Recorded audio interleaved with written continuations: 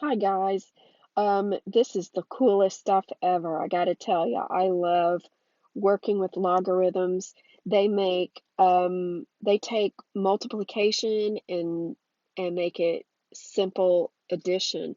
Logarithms will take um, division and make it simple subtraction. Logarithms take exponentials and make them simple multiplication problems. So when we get down into this, you'll see what I'm talking about. The homework for 4.3 is 1.1 through 77 odd. I know that's a lot of homework, but you need to practice this. And once you get the hang of it, you can just, I'm telling you, you can just write down the answer. So you do work a few of them, you see that they always work the same, and you can just start banging these puppies out. And I'm serious, if seven, it's not that many problems, really. I can't even divide it by 4 and add 1, and you'll get how many problems there are. I'm sorry, it's divided by 2 because it's odd. I don't know what I'm talking about.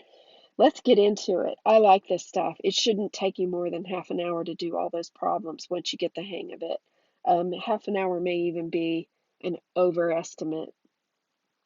Another thing, I have not, there's stuff, if you look in the book and you're doing your homework, there's stuff with E and there's stuff that says LN instead of LOG.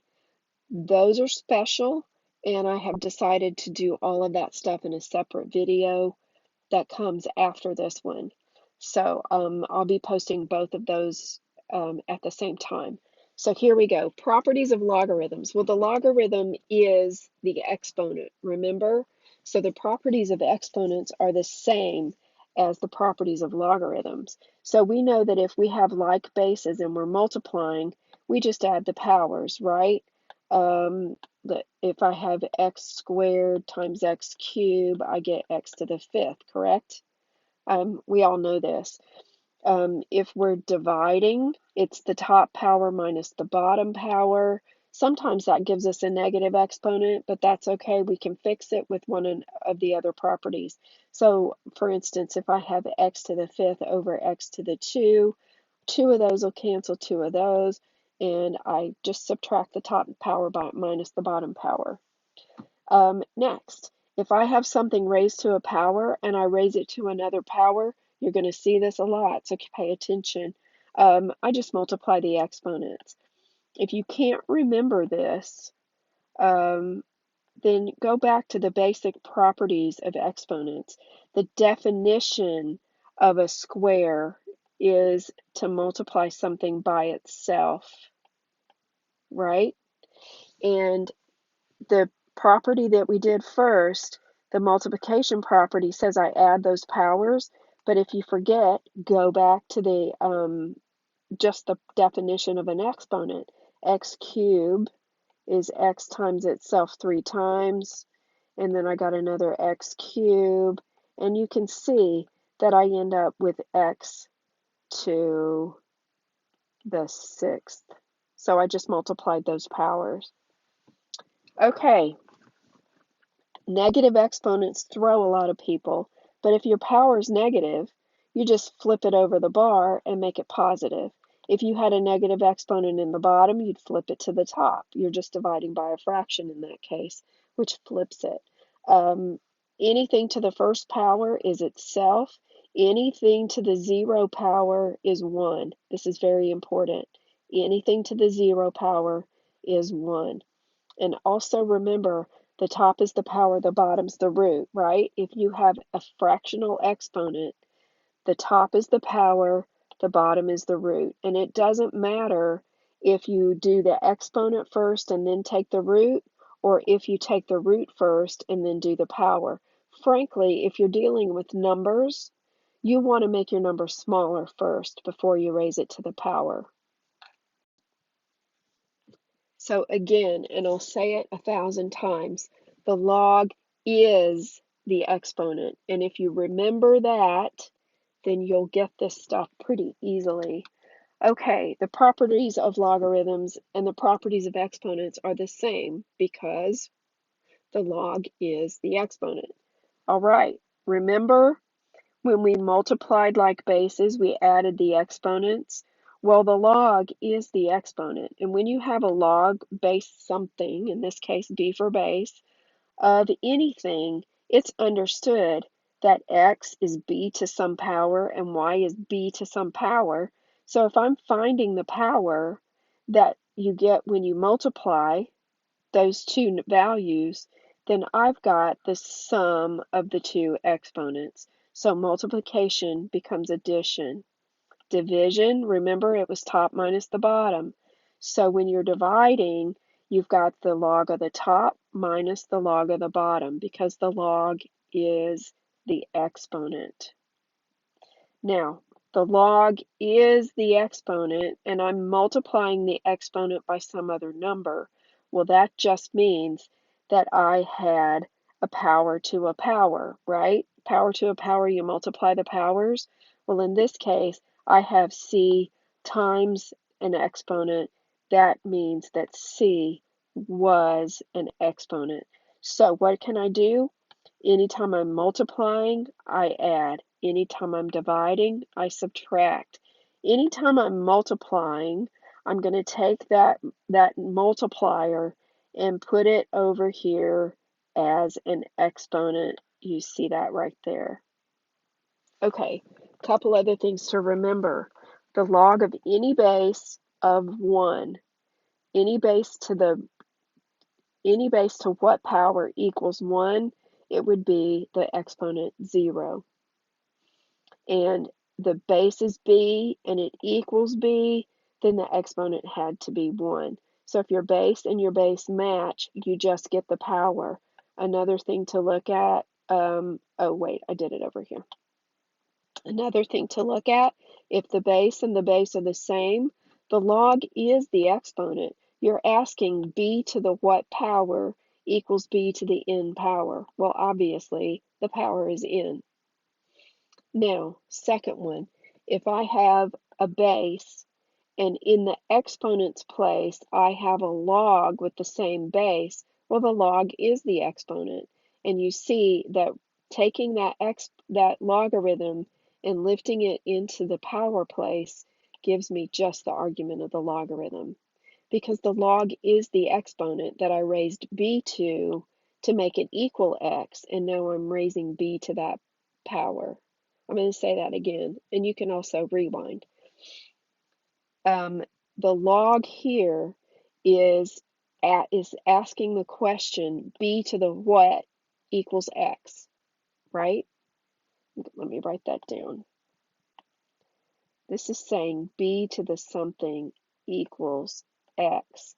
But I'm taking that exponent and raising the same base to that exponent. So obviously, I'm going to get the x back. The exponential function and the logarithmic function are inverses. Remember when we did inverses before spring break? So if I plug one into the other, I should just get the x back. Okay? Do you see how I plugged in b to the n into the log base b and I got the n back? And I plugged the log base b into the b to the power and I got the x back because they undo each other. Another thing that you really need to pay attention to, especially in the next section, a log base b of 0 does not exist because what is that saying? It's saying b to the what power is going to equal nothing. Well, there is no power that you can raise a positive number to make it equal nothing. You can't, it doesn't go away.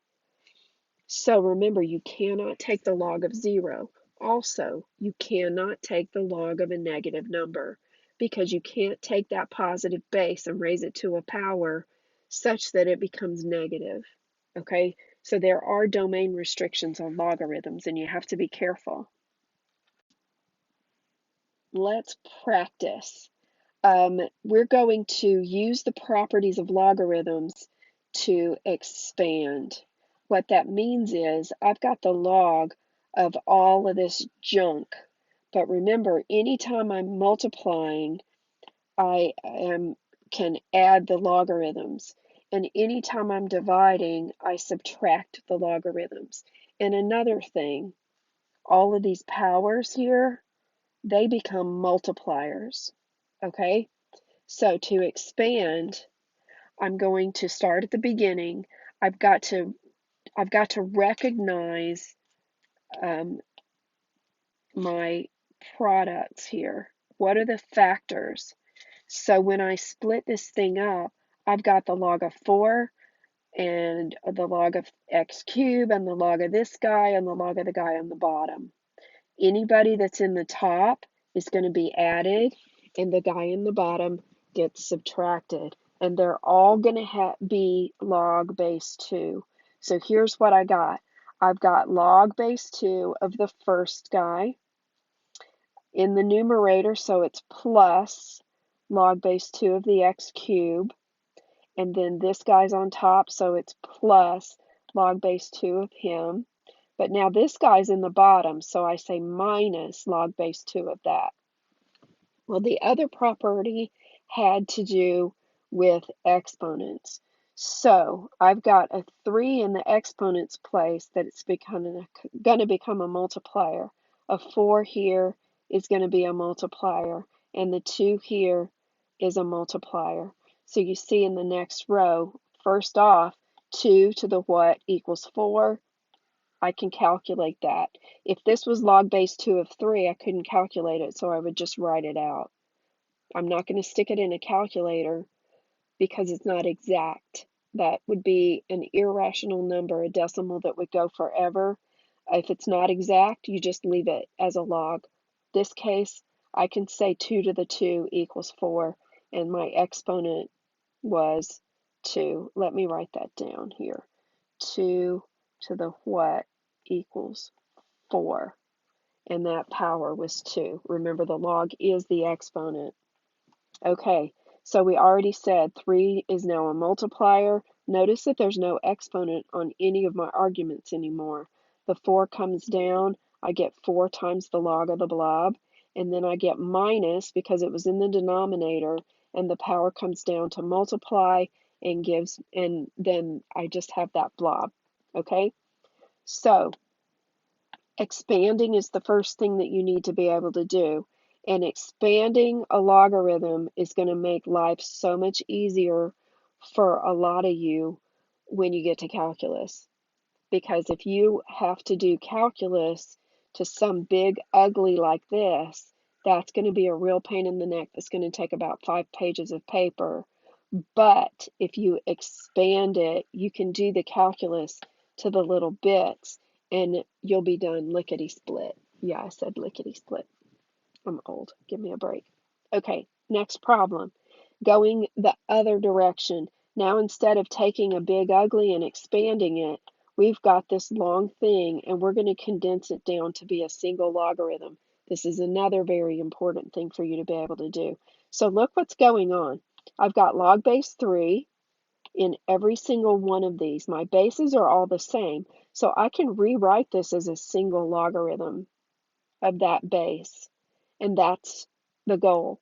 So any number that's multiplying the logarithm becomes a power. You see that? Just like up here, we brought it down. Now we're going to put it up. We're going backwards. So this becomes log base 3 of x squared. This guy right here doesn't have a multiplier, so we just copy it. This guy right here, the 4 is the multiplier. He becomes the power. All right? And now all that's left is adding and subtracting. So anything that's positive, the argument goes in the numerator, and this negative logarithm, that blob goes in the bottom. So we have x squared in the top and blob to the 4th in the top, and then the minus guy is down below. Now, after you do that a couple of times, you can skip this step and you can say, okay, they're all log base 3, so I write log base 3. This is going to be x to the 2 in the top because it's positive. This is going to be blob in the bottom because it's negative. And this is going to be 4 as an exponent blob to the 4th, and it's in the top because it's positive. You can go straight to the answer. You can do the same thing with expanding. everybody's going to get a log base 2. So I say log base 2 of 4 plus 3 log base 2 of x plus, because it's on the top, 4 log base 2 of that blob, and then I'm going to say minus 2 log base 2 of that blob, and I can go straight to the answer. Just takes a little bit of practice, guys.